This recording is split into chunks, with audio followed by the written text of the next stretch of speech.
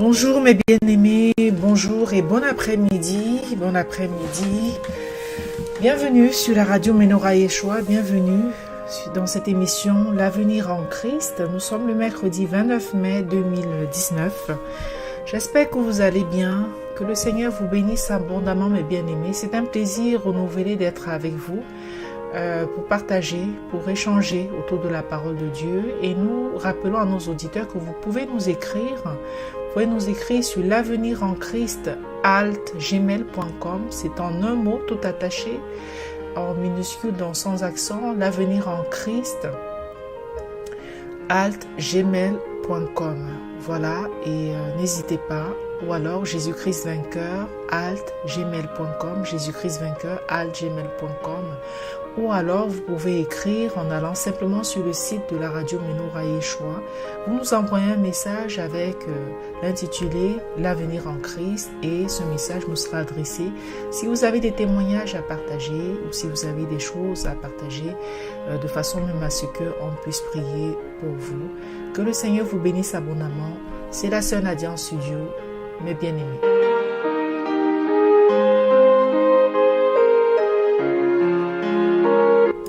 La thématique que nous allons aborder aujourd'hui, c'est l'égoïsme alimentaire. L'égoïsme alimentaire.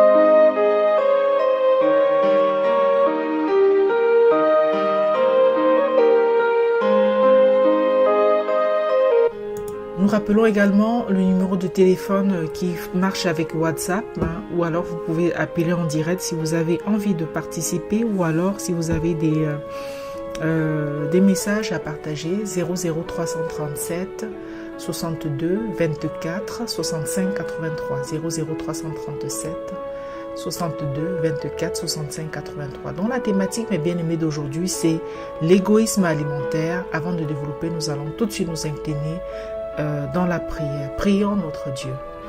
Éternel Dieu, notre Père, Dieu plein de bonté et de grâce, Père, grande est notre joie de nous retrouver vraiment dans ce studio de la radio Menorah Yeshua, Père, pour partager avec ton peuple afin que tous nous soyons édifiés, Seigneur. Aussi, je te prie de bénir cet enseignement, Seigneur, pour l'édification du plus grand nombre, afin que de plus en plus de personnes puissent venir à toi, Seigneur, puissent te connaître, puissent te désirer, puissent te chercher, puissent désirer ta présence, Seigneur. Père éternel, je te prie vraiment de m'utiliser juste comme l'instrument du message que toi-même tu voudras transmettre, Seigneur, et que ton Saint-Esprit me recouvre. Et je te prie, Père, de me sanctifier, de sanctifier tous les équipements, Père, les ondes de la radio, de prendre le contrôle de toute la technique, notre Dieu, notre Roi, et que tout se passe vraiment selon ta volonté, selon ton bon vouloir. Père éternel, vraiment, sanctifie ces moments de partage. Bénis l'émission, Seigneur, ainsi que toutes les autres émissions de la radio, et que véritablement, mon Père, tout soit fait pour ta gloire. Pardonne-nous nos péchés. Merci, Seigneur, vraiment, pour tout ce que tu nous as permis vraiment de faire aujourd'hui, Seigneur. Merci parce que tu nous soutiens. Merci parce que tu veilles sur nous. Je te prie de veiller vraiment sur tes enfants, sur tes auditeurs qui écoutent, Seigneur, et de les aider vraiment dans leur marche avec toi, Père. Bénis-les et recouvre-les de ta grâce, Seigneur. Sois élevé, sois glorifié, notre Roi. Au nom puissant de ton Fils bien-aimé, notre Sauveur Jésus-Christ, nous t'avons prié. Amen. Donc, mes bien-aimés, le thème d'aujourd'hui, c'est donc l'égoïsme alimentaire. Nous avons choisi ce thème vraiment, et que le Seigneur soit béni pour ça. C'est le Seigneur qui nous aide, parce qu'à chaque fois que nous nous demandons quel sujet nous allons aborder, nous demandons au Seigneur et il nous oriente et nous le bénissons pour ça. Donc merci Seigneur. Alors il y a un thème ce thème donc de l'égoïsme alimentaire a retenu notre attention. Pourquoi? Parce que nous avons pris connaissance donc d'un article où des agriculteurs bio appuyés par des ONG et certains chefs cuisiniers étaient en colère. Ils ont donc signé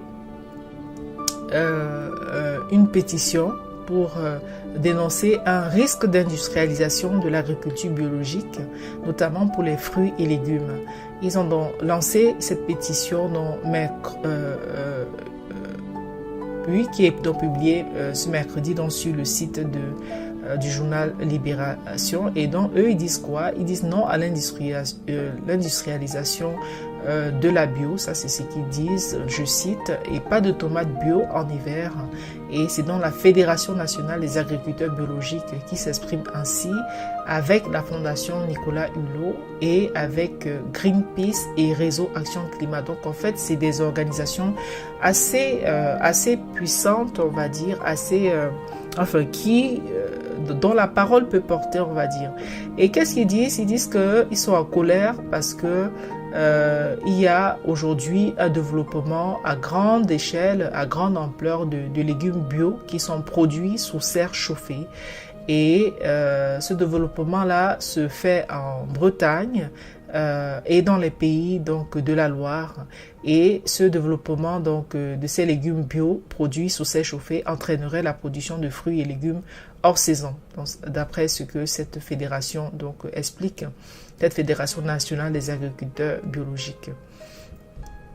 Alors, et pour eux, en fait, leur crainte, c'est de retrouver, et ça c'est ce qu'ils expriment dans cette pétition, je cite, de retrouver sur les étals de la tomate bio française en plein mois de mars.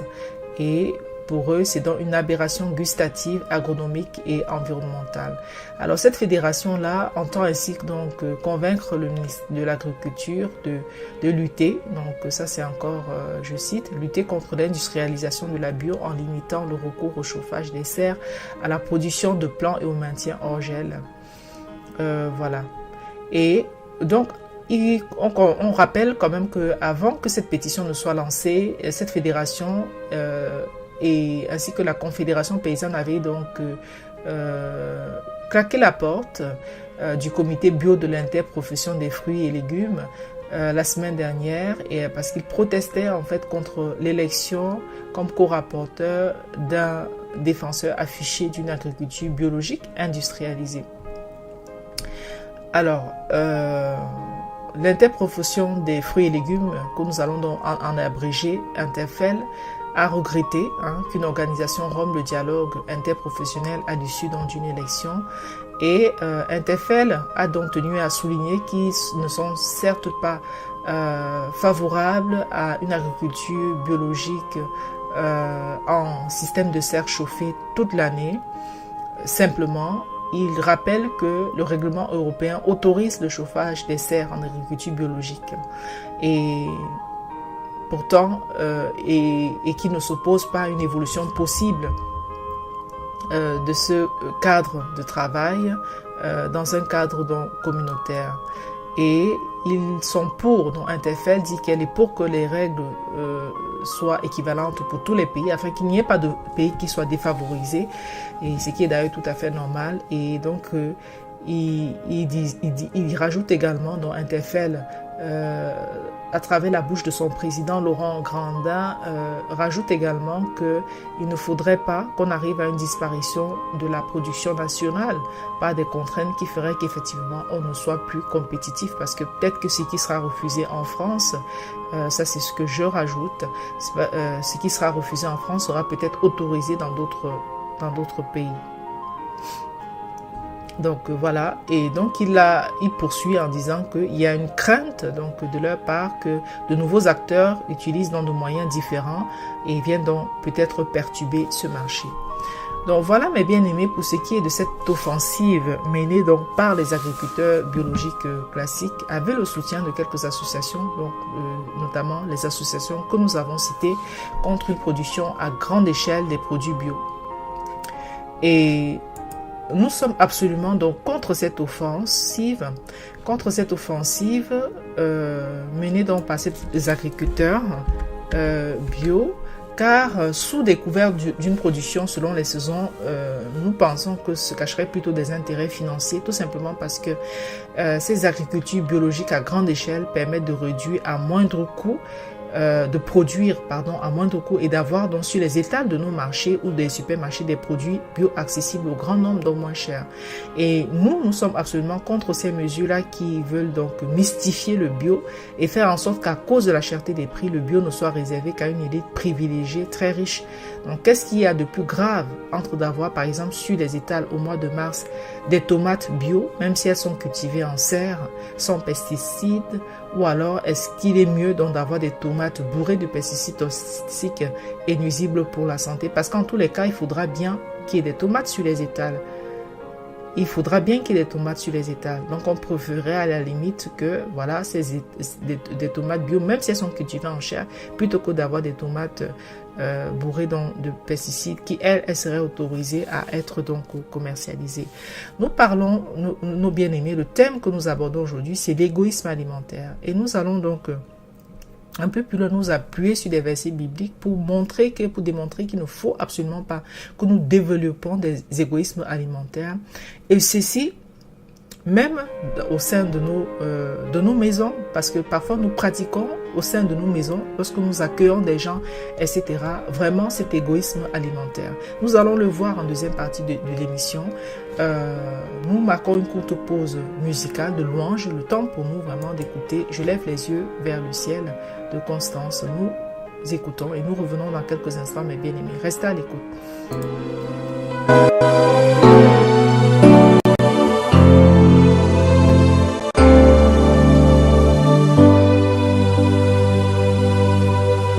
Je lève les yeux vers les montagnes. D'où me viendra le secours? Le secours me vient de l'Éternel qui a fait les cieux et la terre. Le secours me vient de l'Éternel qui a fait les cieux et la terre. Il est mon Dieu. Lève les yeux vers les montagnes.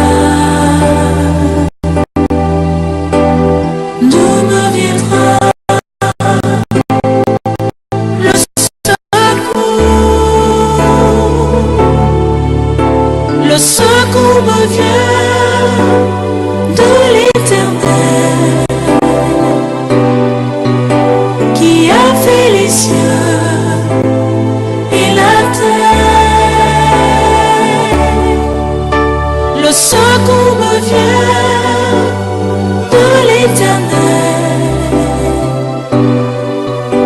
qui a fait les cieux et la terre.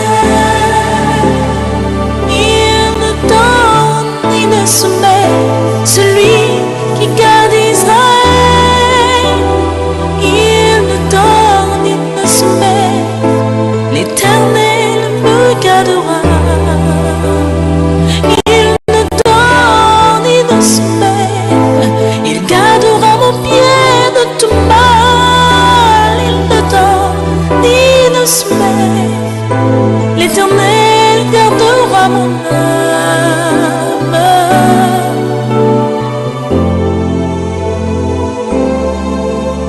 Je lève les yeux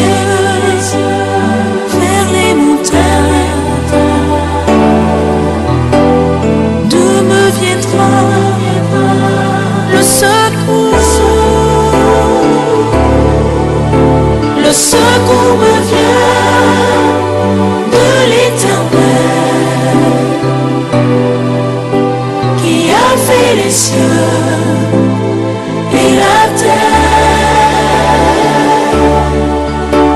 Le secours me vient de l'Éternel qui a fait les cieux et la terre. Le secours me vient de le secours me vient de l'Éternel qui a fait les cieux et la terre. Le secours me vient de l'Éternel des armées qui a fait les cieux et la terre. Il est mon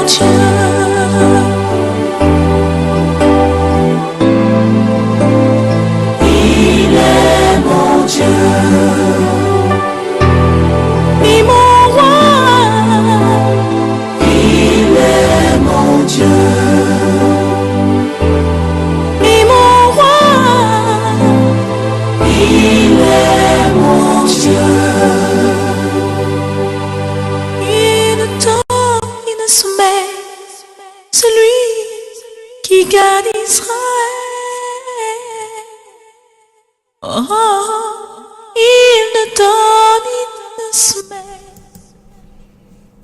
Bienvenue de nouveau mes bien-aimés, bienvenue sur la radio Ménoba Yeshua, bienvenue dans votre émission L'avenir en Christ.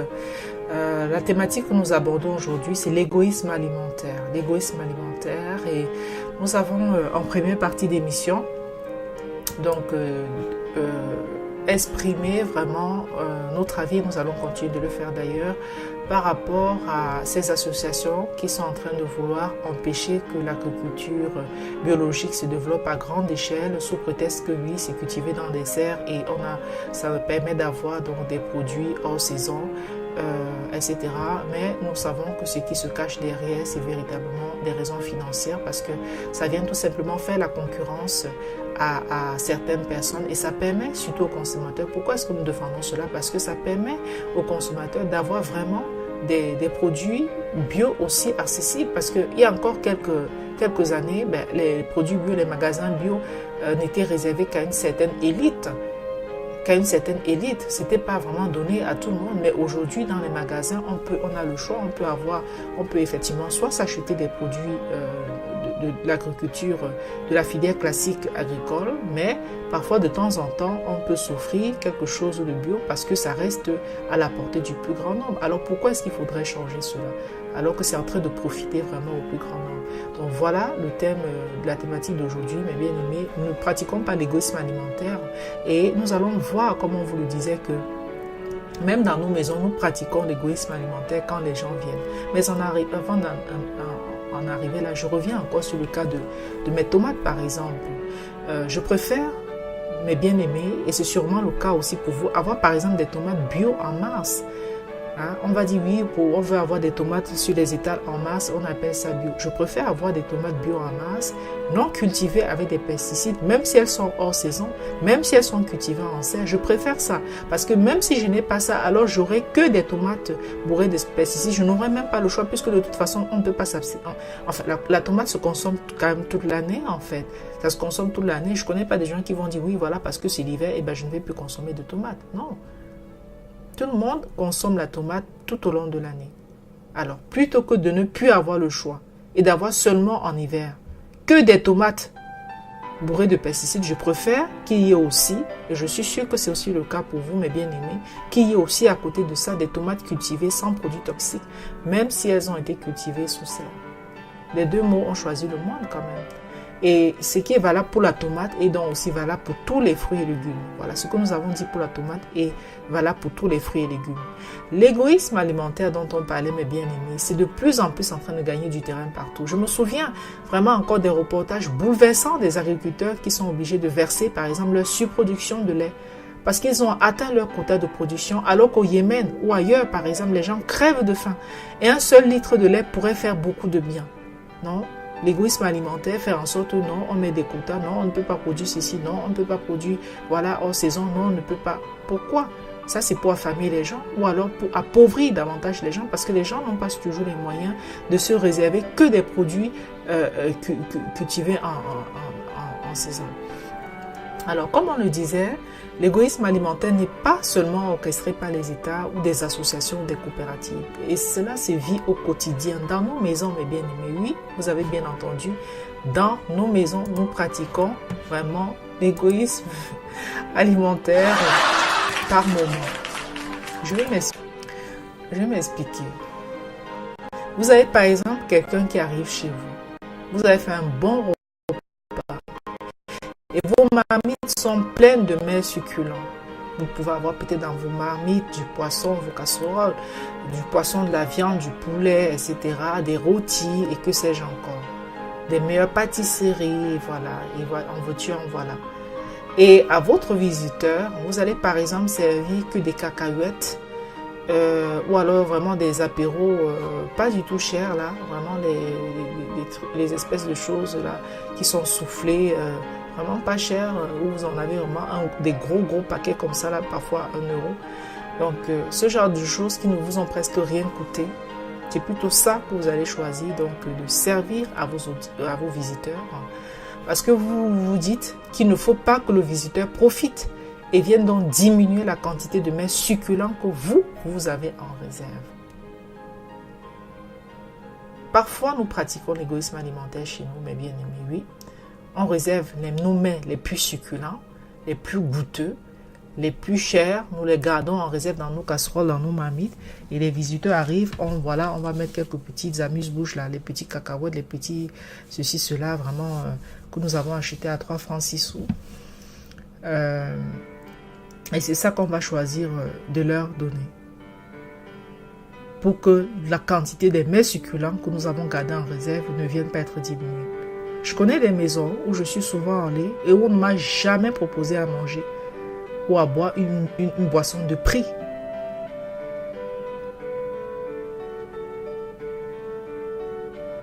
Et je sais que pour beaucoup d'entre vous, c'est pareil. Il y a aussi parfois des mamans qui élèvent, par exemple, des enfants, autres que les leurs, biologiquement parlant. Et à leurs enfants biologiques, par exemple, elles vont réserver les meilleures parts de nourriture, les meilleurs morceaux de viande, de poisson et tout.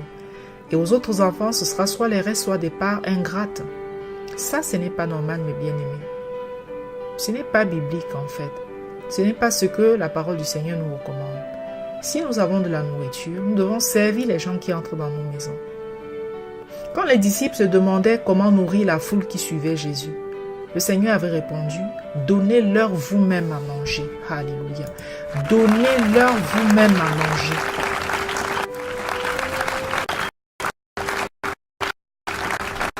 Nous allons partager quelques versets bibliques. Nous lisons dans Matthieu 14, des versets 13 à 21. Les versets 13 à 21, donc de la version de Jean-Frédéric Orsteval, bien entendu, et la version de 1821. Donc on a dit Matthieu 14, 13 à 21. Donc j'y suis. Et Jésus étant sorti de la barque, vit une grande multitude, et il fut ému de compassion avec eux et guérit leurs malades. Et comme il se faisait tard, ses disciples vinrent à lui et lui dirent, ce lieu est désert et l'heure est déjà passée. Renvoie ce peuple afin qu'ils aillent dans les bourgades et qu'ils y achètent des vivres. Mais Jésus leur dit, il n'est pas nécessaire qu'ils y aillent. Donnez-leur vous-même à manger. Et ils lui dirent, nous n'avons ici que 5 pains et 2 poissons. Et il leur dit, apportez-les-moi ici. Et après avoir commandé que le peuple s'assit sur l'herbe, il prit les 5 pains et les 2 poissons, et levant les yeux au ciel, il rendit grâce. Et ayant rompu les pains, il les donna aux disciples, et les disciples les donnèrent au peuple. Tous en mangèrent et furent rassasiés. Et on emporta 12 paniers pleins de morceaux qui restèrent. Et ceux qui avaient mangé étaient environ 5000 hommes, sans compter les femmes et les petits-enfants. Voilà mes bien-aimés. Le premier miracle de la multiplication des pains, parce qu'il y en a eu 2. Le Seigneur est pris de compassion pour cette foule qui le suit. Et les disciples se disent, non, il faut vraiment qu'on les renvoie, il se fait tard. Nous n'aurons pas assez à manger ici, il faut qu'on les renvoie dans les bourgades pour qu'ils achètent des vivres là-bas. Mais Jésus va dire quelque chose de fondamental, mes bien-aimés. Non, il n'est pas nécessaire qu'ils y aillent. Donnez-leur vous-même à manger. Donc, puisque nous sommes ici ensemble avec eux, eh bien, ce que nous aurons comme nourriture, nous allons donc partager cela. Nous allons donc nous repartir, nous allons partager, nous allons manger ensemble. Et les disciples disent, mais il n'y a que 5 pains et 2 poissons. Et face à la foule nombreuse, on parle de 5000 hommes, sans compter les femmes et les enfants. Le Seigneur Jésus qui avait toute cette puissance en lui, va donc accomplir le miracle de la multiplication des pains. Il va rendre grâce, il va rompre les pains. Les pains vont se multiplier. Les gens seront tellement rassasiés qu'on va emporter 12 paniers pleins de morceaux qui restent. Et il a dit quoi? Donnez-leur vous-même à manger, mes bien-aimés. C'est de ça qu'il s'agit. Nous devons éviter à tout prix l'égoïsme alimentaire dont on parlait. Ça peut être au niveau de l'État, ça peut être au niveau de l'État, des associations, comme on a parlé en début d'émission, voilà, qui se mettent ensemble sous le couvert de bonnes raisons. En général, on présente toujours la chose sous un bon couvert. Oui, voilà, on ne veut pas d'avoir de tomates bio au mois de mars sur les États. Non, mais toute l'année, on consomme la tomate. Je ne connais pas quelqu'un qui va dire, bon voilà, j'attends tout l'hiver passé, etc. Je ne vais jamais acheter une tomate. Enfin, peut-être qu'il en existe, hein, mais vraiment, j'en connais très peu. Et rares sont ces personnes de toute façon. Donc, il faut priver les gens parce que, oui, voilà, on a envie quelque part de préserver, on ne va pas le dire comme ça. Mais il semblerait quand même qu'on soit en train de vouloir préserver certains avantages, préserver certains acquis, empêcher que les productions de grande échelle ne puissent se faire autour du bio et que les gens puissent avoir cela à des prix abordables et que cela soit toujours réservé aux anciennes élites, les gens d'avant, les gens pour qui c'était réservé dans le passé le bio. Aujourd'hui, le bio est en train de se démocratiser véritablement.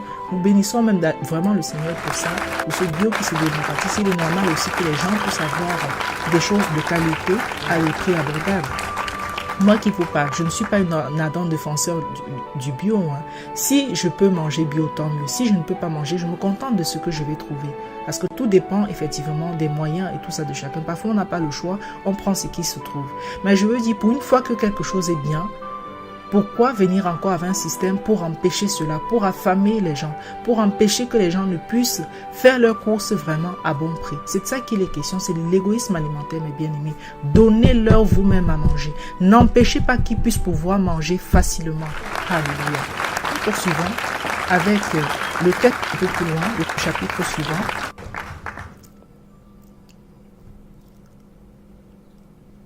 Oui, donc, ah oui, là j'ai... Voilà.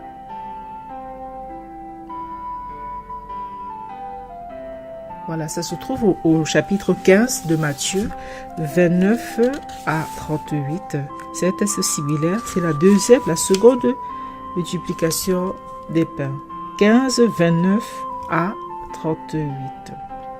Jésus partant de là, vint près de la mer de Galilée, et étant monté sur une montagne, il s'y assit. Alors une grande multitude de peuple vint à lui, ayant avec eux des boiteux, des aveugles, des muets, des estropiés, et plusieurs autres qu'ils mirent aux pieds de Jésus, et il les guérit.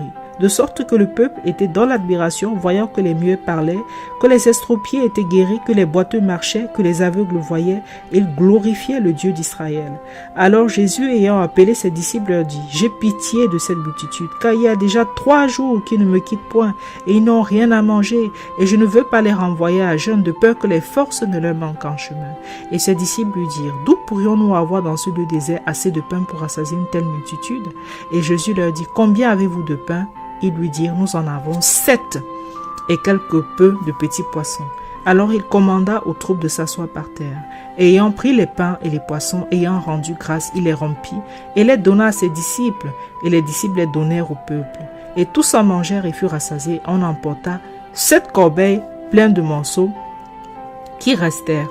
Or, ceux qui en avaient mangé étaient 4000 hommes, sans compter les femmes et les petits-enfants. Alléluia, louange à l'Éternel. Donc voilà ce qui a fait cette pain. Le Seigneur a opéré ici la seconde multiplication des pains. Il était rempli de compassion pour ces 3 jours qu'ils me suivent. Ils n'ont rien à manger. Et il n'avait pas envie de les renvoyer comme ça là à jeun, de peur que les forces ne leur manquent en chemin, de peur qu'ils ne tombent. Qui ne tombe vraiment d'inanition. Et donc, véritablement, il va donc demander aux disciples: Vous avez combien de pains? Ils vont dire 7 pains et quelques petits poissons. Dans le premier cas, ils avaient 5 pains et 2 poissons. Il y avait 5000 hommes à nourrir, sans compter les femmes et les enfants. Pour la seconde multiplication des pains, il y a 4000 hommes, sans compter les femmes et les enfants. Et cette fois, ils ont 7 pains et quelques petits poissons. Et les restes qui vont rester pour la seconde multiplication des pains, ce sera 7 corbeilles pleines de morceaux, alors que pour la première, c'était 12 corbeilles et tout. Donc, en tous les cas, dans les 2 cas, le Seigneur a nourri cette foule. Il a été rempli de compassion pour eux. Il n'a pas voulu vraiment les abandonner comme ça à leur sort. Il les a nourris. Donnez-leur vous-même à manger. Nous devons véritablement intégrer cela, mes bien-aimés. Donnons-leur nous-mêmes à manger. Lorsque nous faisons partie d'associations puissantes où nous sommes des hommes politiques, des hommes et des femmes politiques, et que nous voyons que beaucoup de personnes peuvent être nourries pour pas cher, ne soyons pas de ceux qui vont bloquer ce processus à cause de nos intérêts égoïstes. Alléluia. Lorsque nous accueillons des personnes chez nous, ne cherchons pas à leur servir que des déchets ou alors des choses qui mettent, par exemple, alors que nos marmites sont bien remplies de poissons, de viande, de tous des mets succulents derrière, des mets de valeur, de prix, et ne réservons pas ça derrière et ne servons pas que des petits cacahuètes et tout aux gens. Alors que si c'est que nous n'avons rien de prévu, on fait avec ce qu'il y a. Si c'est que nous avons que des cacahuètes, on fait avec ce qu'il y a. Le visqueur ne s'en offusquera pas. Et si ça nous offusque, ça le regarde. C'est son problème. On peut ne pas avoir des moyens. C'est pas toujours dit qu'on a les moyens de recevoir les gens. Ça peut arriver qu'on soit dans un contexte vraiment difficile. Ça, c'est différent. On fait juste avec ce qu'on a. Ce que nous pointons du doigt ici, c'est le fait de se réserver les plats les plus goûteux et sortir des cacahuètes ou d'autres petites choses comme ça à vos serviteurs, à vos visiteurs. Donc, ne pratiquons pas vraiment cet égoïsme alimentaire à plusieurs échelles, pas seulement dans nos maisons, mais même si nous avons des responsabilités politiques, même si nous avons des responsabilités au niveau des associations, et que vous voyez que voilà, par des mesures que vous allez prendre, que nous pourrons être amenés à prendre, ça va faire en sorte que les gens se ruinent pour pouvoir se nourrir. Vraiment, mettons le haut là. Abstenons-nous de verser dans ça. Amen, amen. Ne soyons donc pas des radins alimentaires, mais bien aimés, des égoïstes alimentaires. Alléluia. Voilà, c'est ce que nous voulions partager avec vous. Bienvenue, abonnement. Demain, à 8h30, vous aurez sur cette même antenne Péniel à la rencontre de Dieu, présenté par 10h, vous aurez les matinales de Rachel, présentées par la sœur Rachel. Samedi 10h, le chauffard, la révélation du Messie, présentée par la sœur Esther. Et dimanche, le chauffard à 14h, présenté donc par la sœur Rachel. Quant à nous, si plaît à Dieu, nous nous revoyons demain à 16h, heure de France, pour une nouvelle émission de l'avenir en Christ. Soyez bénis, mes bien-aimés. Merci Seigneur. Éternel Dieu notre roi, Dieu plein de bonté. Père, merci vraiment pour tout ce que tu fais pour nous. Merci Seigneur pour ce que tu fais pour ton peuple. Nous te bénissons pour la science que tu as donnée aux hommes, Père, de pouvoir vraiment essayer de produire de meilleure qualité, ne pas seulement être là pour intoxiquer les gens, Seigneur, avec des tonnes et des tonnes de pesticides qui nuisent à leur santé, Seigneur, mais que tu leur as donné un sursaut vraiment d'essayer de revenir vraiment à des méthodes naturelles, comme toi-même tu avais vraiment institué, sans complications, Père. Et nous te bénissons pour la science que tu donnes aux hommes de pouvoir produire à grande échelle, afin que les gens aussi puissent avoir la capacité de s'alimenter, Seigneur, sans se ruiner, de s'alimenter de bonne qualité sans se ruiner, Seigneur. Et nous te prions d'empêcher ceux qui veulent vraiment faire en sorte que ce développement de l'agriculture bio à grande échelle puisse se faire, Seigneur. Empêche-les, freine-les dans leur ardeur, parce que derrière, en général, se cachent des lobbies, se cachent vraiment des avantages qu'on veut conserver pour soi, et on veut empêcher la plus grande masse de pouvoir vraiment bénéficier aussi vraiment de ces bienfaits de l'agriculture vraiment biologique. Seigneur, vraiment bénis tes enfants, bénis ton peuple, bénis tes auditeurs, Seigneur. Bénis-nous, Seigneur, comble-nous de tes grâces. Pardonne-nous nos péchés, Seigneur. Ne regarde pas nos offenses, s'il te plaît. Nous ne sommes même pas dignes de nous approcher de toi, Père, mais dans ta grande miséricorde, accepte-nous, Seigneur, jour après jour près de toi, Seigneur. Aide-nous à marcher avec toi, Seigneur. Sois béni, notre Dieu, notre roi, sois élevé, au nom puissant de Jésus. Amen. Merci beaucoup, mes bien-aimés.